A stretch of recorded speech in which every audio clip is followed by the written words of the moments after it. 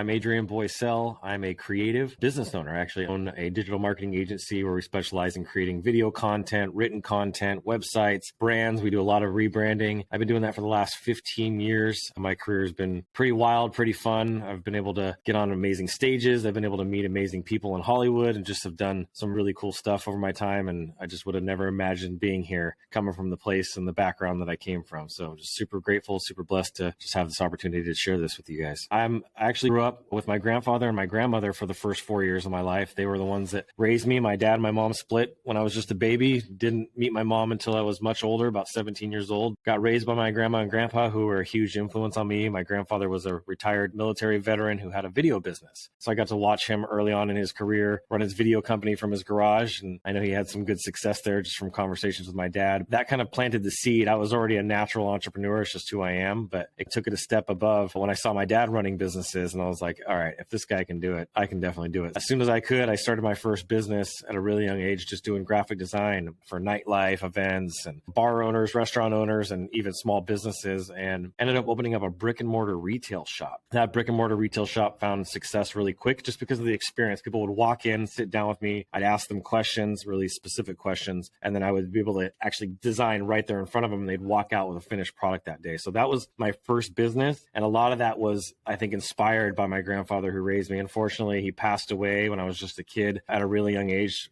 from a heart attack. And I ended up living with my dad and bouncing around. But long story short, I ended up as a homeless kid at 16 years old, sleeping on park benches, eating beefaroni out of a can, and just having to learn how to basically hustle my way to survive. And it was just really a big part of my grit that I've developed over the years. And as an entrepreneur, it requires a lot of perseverance, a lot of just pushing through pains. We go through those, even our good seasons. We're always going to have some sort of new challenge and new level that we have to get over. They say new level, new devil. So I've been able to really just push through those pains, push through those challenges because of that grit, but also because of my faith. I'm a faith-based person as well. And that's why my agency specializes in working with only social impact brands that are doing some sort of good in the world. I got to the point where I just didn't really feel like the agency world was that rewarding for me because it's a thankless job. And I was like, I just need to do something a little different with this. And I had this kind of big aha moment where I realized that social impact was something, whether helping at-risk youth or helping veterans, whatever the cause was, those are the kinds of people that I really wanted to surround myself with and do business with. And so I just pivoted my agency fully into that. And it's one of the best decisions I ever made. What would you do differently? You learned a lot over the years. What would you do differently now? If you were to start from zero back then,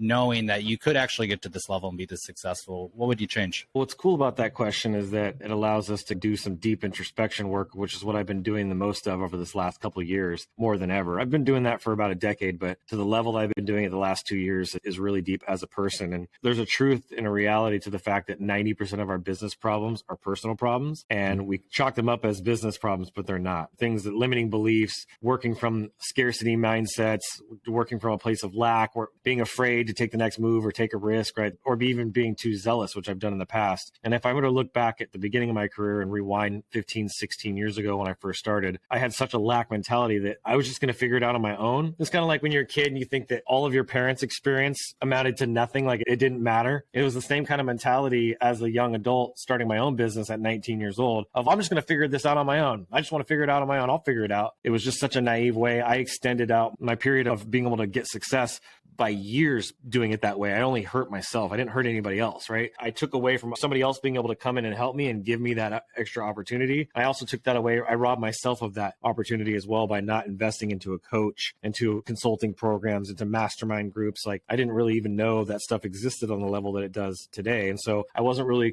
pursuing personal growth or business mentorship or masterminds or anything like that. So I was just making a mess along my way, just making mistakes and okay, don't do that again. Okay, make another mistake. Don't do that again. And just learning from that. But I could have sped up the process and shortcut it by many years and saved myself a lot of headache and a lot of burnout. A lot of burnout comes along with that. So I would say definitely hiring a coach and a mentor as soon as you possibly can that understands not just like a certain area. It's good to have a coach in marketing and a coach in speaking and a coach in these different sales, right? But you also want to get a business advisor, a business mentor that understands things like EOS, the Entrepreneur Operating System, that can walk you through the different funnels and phases of your business from sales, marketing, operations, fulfillment, and finance, right? These are the really key areas. I didn't understand that these were even departments in the very beginning. I was just like, I have a great service, I fulfill it, I make the customer happy, they tell their friends about me, I collect the money, and on to the next one. And I didn't see all these different phases. So I got myself into issues with paying sales tax on time, and I got myself into issues with managing employees and building a team. There's just so much to learn along the journey that you can't, if you want to do it all yourself, sure, but you're going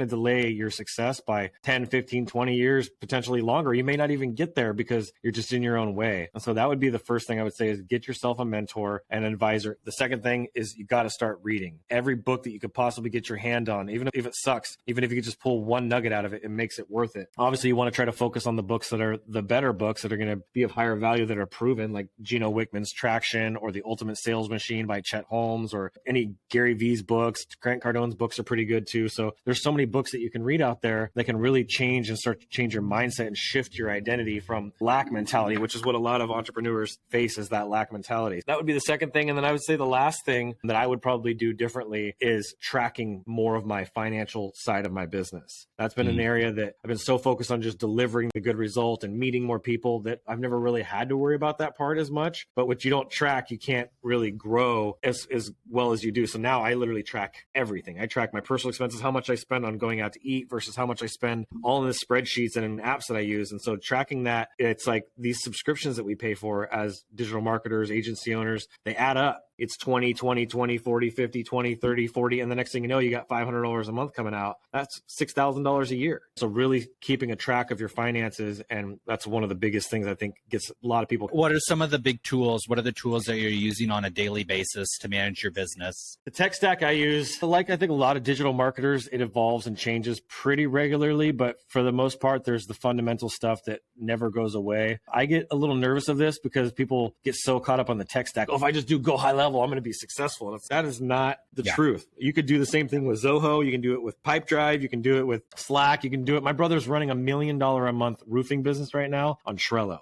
So I don't really want to hear that the tech stack is the big thing that's going to help you change or make your business successful. That has nothing to do with it. It's the foundational principles and strategies and planning. That's the number one area. And that's really what I want to speak of. And I hope everybody takes away from this conversation today is it's the most important thing is the planning phase of your business. This is where everybody tries to shortcut it. They just, it's in my head, and they just start to go execute it, and they don't end up anywhere near where they wanted to because they didn't have a plan. Even an airplane that's taking off from airport just 1 degree ends up in a different part of the world than where you want. So having that plan allows you to have something to go back to and look at and refine and improve over time.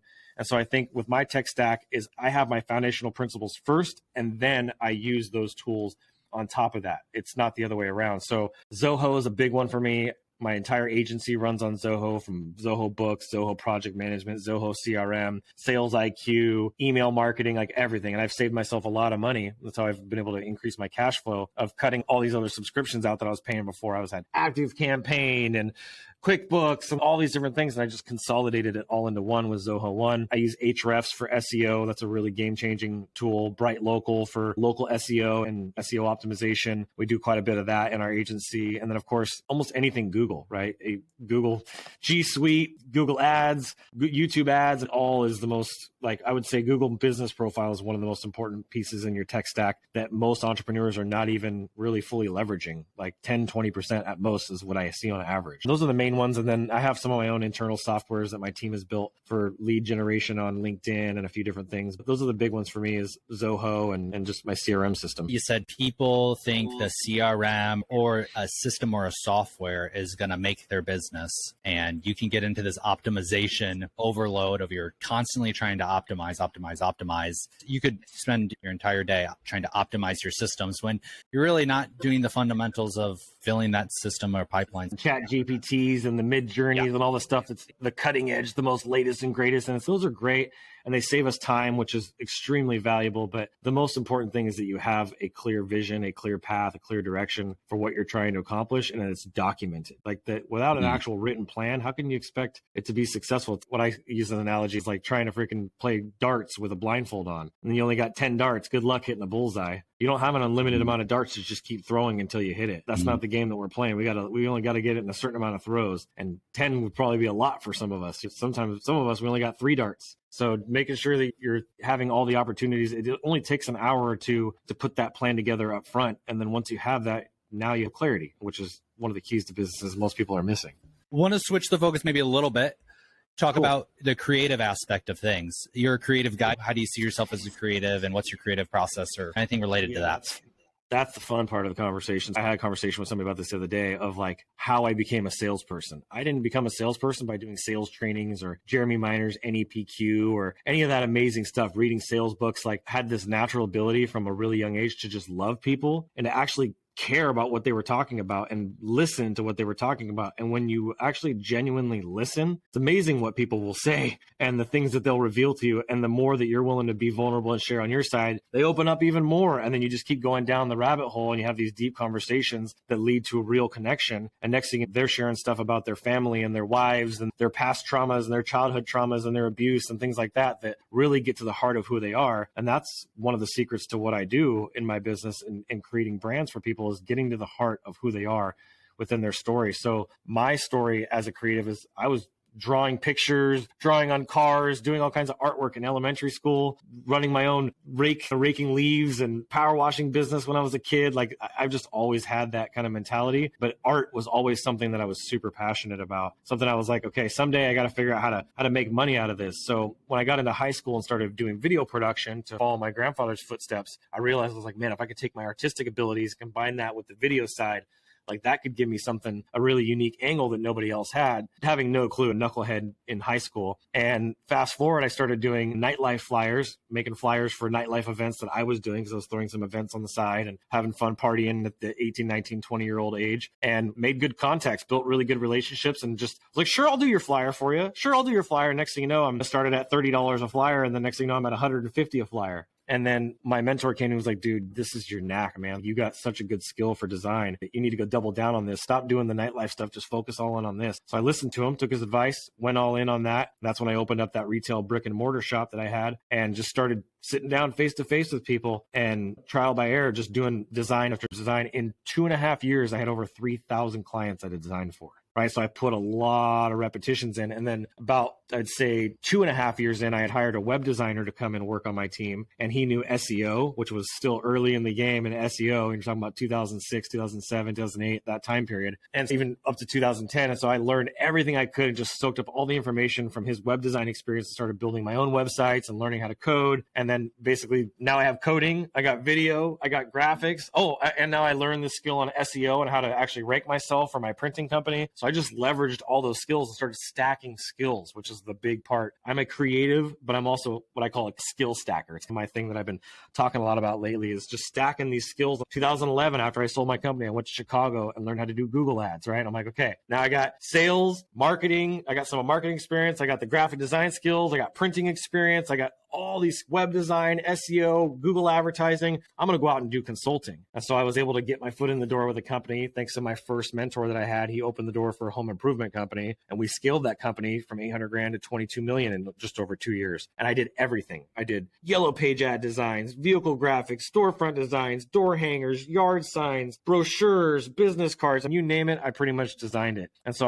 I've put in so many hours, so many reps, if you will, into becoming a designer. I still to this day don't think I'm the greatest designer out there. When I have somebody else on my team design for a past client I designed for, they're like, nobody does it like you. And I'm like, that's a hard kind of standard to get people to live up to. And especially when people don't want to pay a lot of money. But I've been able to find extremely talented people that are even better designers now in the last few years that I can just basically give my creative vision to. And I've learned how to really craft that and say, hey, this is my idea. This is my vision. This is what I'm seeing in my head from all the information I've gathered. This is what I see. And then we're able to collaborate on designs, which makes them even better than what I could do alone. So I don't need to be the world's greatest designer. I just need to go find other talented people like me, combine my work and talent with them, and all of a sudden the work that we're producing really can stand up against anybody. I know you have a bigger mission, a bigger vision. Tell me about bigger mission that you have for yourself.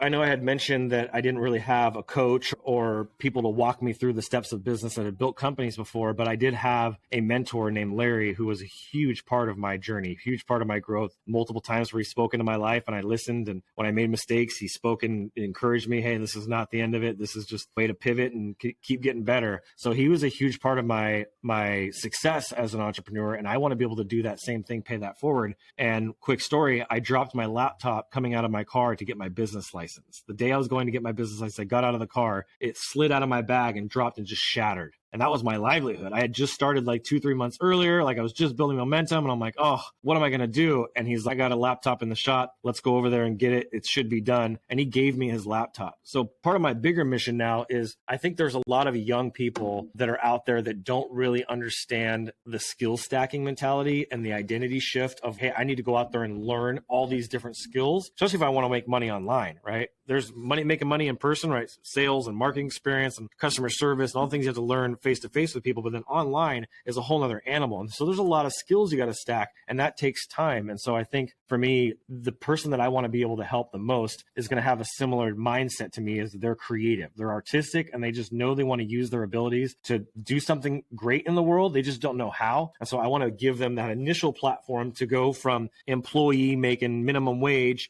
to graphic designer making a decent wage, to consultant doing what I'm doing today, consulting companies, helping companies grow, getting equity in companies for helping them grow, right? And shift their identity from this employee mindset to a freelancer mindset to business owner mindset to then the consultant owner, business owner kind of role rather than running the business. And so I want to give away 1 million computers with my trainings, with my education, with my platforms on under my Instagraphics brand. And that's why I've been building a community now for just over 2 years of creatives that we're all leveling up together. Rising tides raise all ships. And I think it's a great opportunity to take all the 15 years of mistakes and just, here you go, and give it all away. How do people join that community, or how do people reach out to you and connect with you? It's easy to find on Facebook. They can go to Instagraphics Pro Network.